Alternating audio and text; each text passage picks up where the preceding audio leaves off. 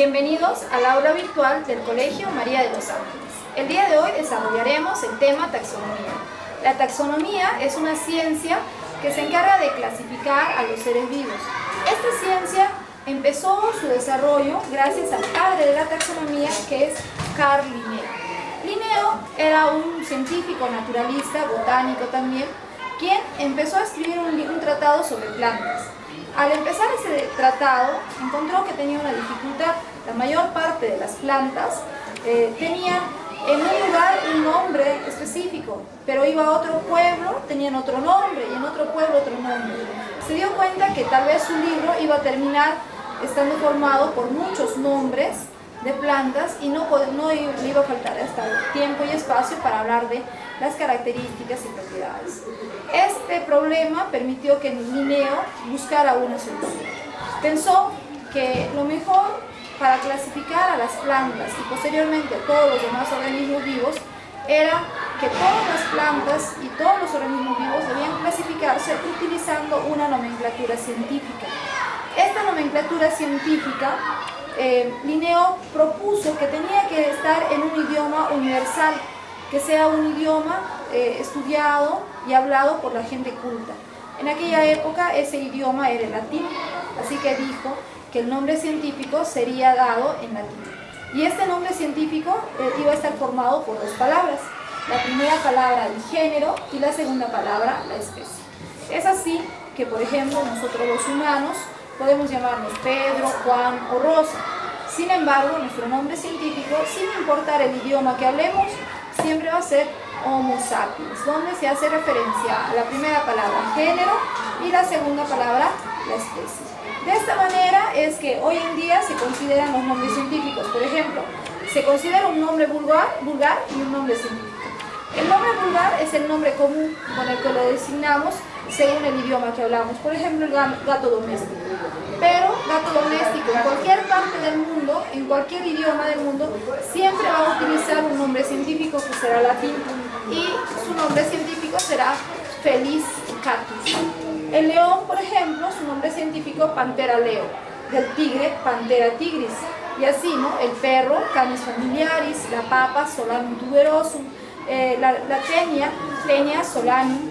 Entonces vamos a encontrar que todas las especies van a tener un nombre científico que permite una mejor clasificación. Asimismo, gracias a Carl Linneo se pudo determinar los grupos taxonómicos.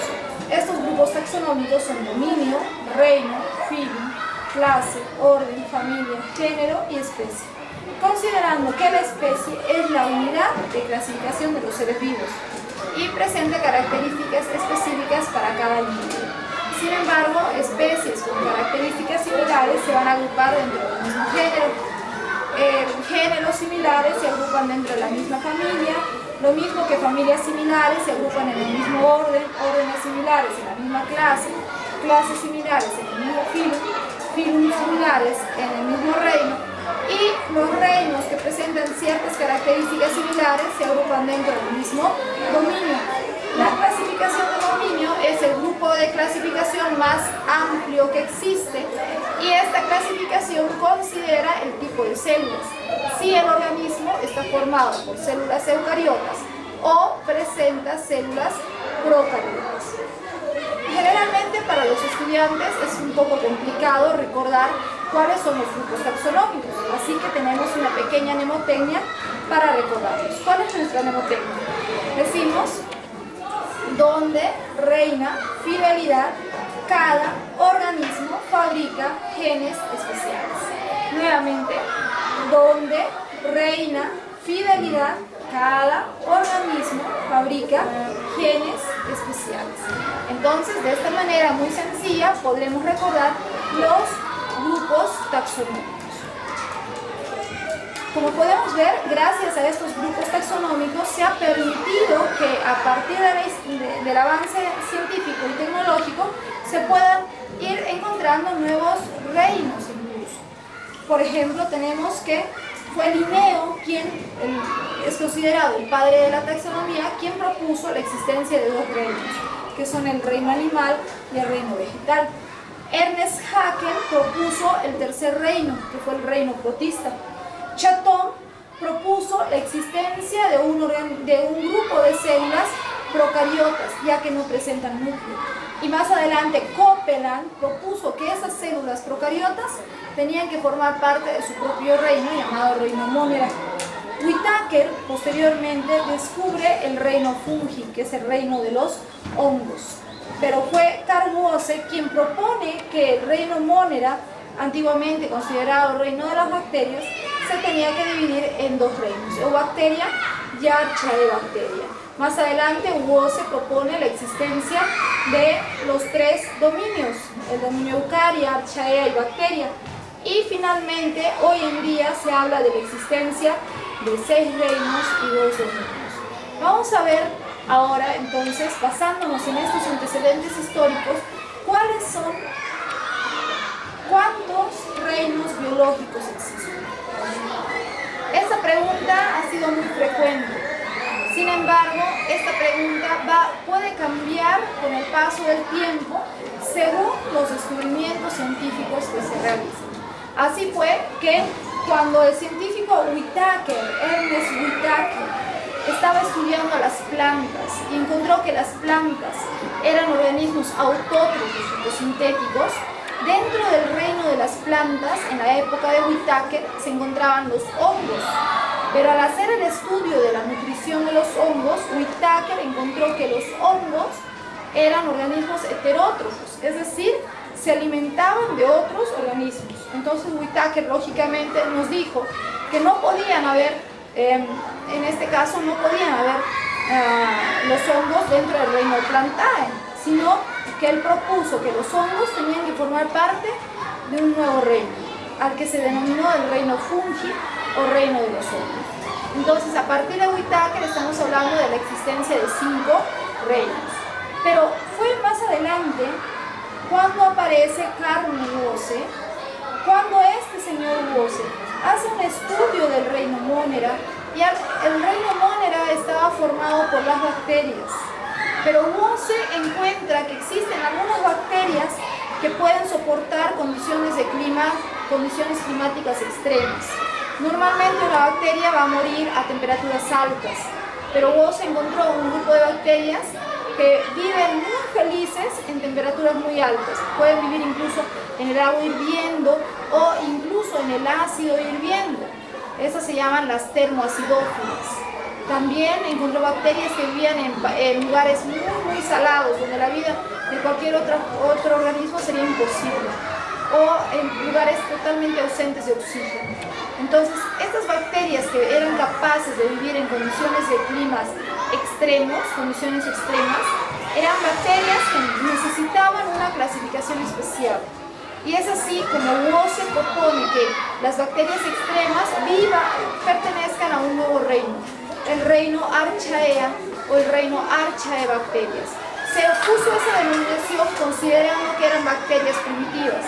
Sin embargo, hoy en día sabemos que las Archaebacterias son bacterias más bien recientes que recientemente han evolucionado. Entonces, actualmente hablamos de la clasificación de 6 reinos biológicos, que son el reino Archaea, el reino Bacteria, el reino Protista, animal, fungi y vegetal. Esta es la clasificación moderna propuesta por Carl Woese.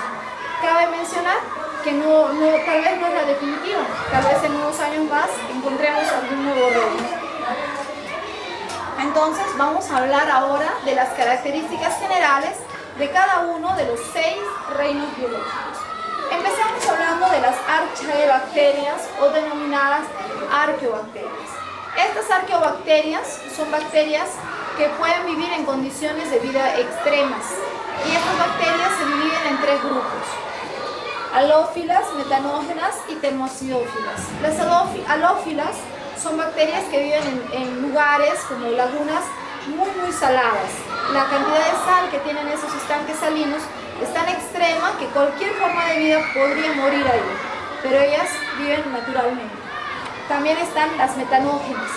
Reciben ese nombre porque estas bacterias producen el gas metano. Viven en lugares como pantanos, donde no haya oxígeno, y un lugar particular donde viven es en el intestino grueso de los animales, como en el hombre.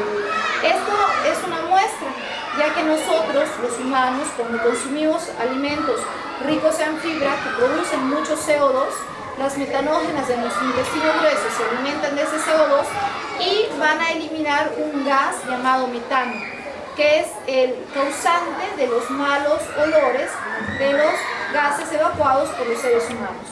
También existen las termoacidófilas, que son bacterias que, como mencionaba hace un momento, pueden vivir en condiciones de clima muy extremos, pueden vivir en el agua hirviendo o en el ácido hirviendo, como son las profundidades de los volcanes, donde existe el ácido sulfúrico que está hirviendo a grandes temperaturas.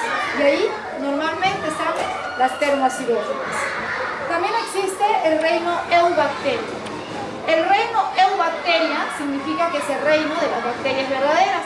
Estas bacterias verdaderas van a tener muchos criterios de clasificación, ya sea por su pared celular en gram positivas y gram negativas, o de acuerdo a sus beneficios que pueden producir al hombre.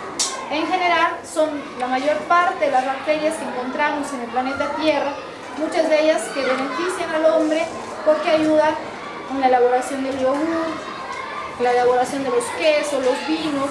También hay bacterias nitrificantes que fijan el nitrógeno para las plantas, bacterias descomponedoras de los cadáveres, tan importantes en el ciclo biológico. Pero también existen algunas bacterias patógenas, como pueden ser el bacilo de Koch, causante de la tuberculosis. El siguiente reino tenemos al reino protista o protista.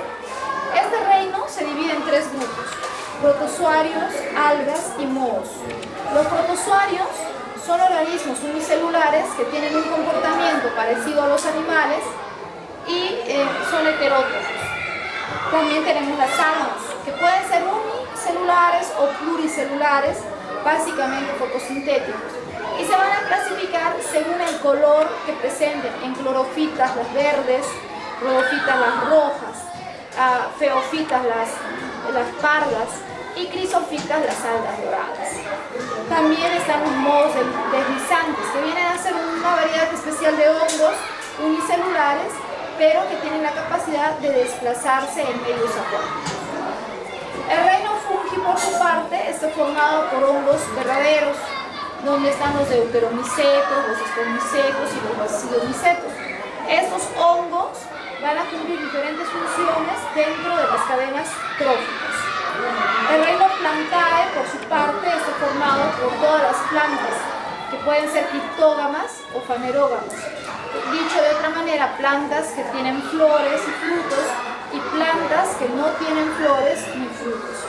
Y finalmente el reino animal, que está formado por organismos organismos vertebrados y organismos invertebrados, considerando aquí la columna vertebral como un criterio de clasificación importante. Bueno, eso ha sido todo por hoy en la clase de taxonomía.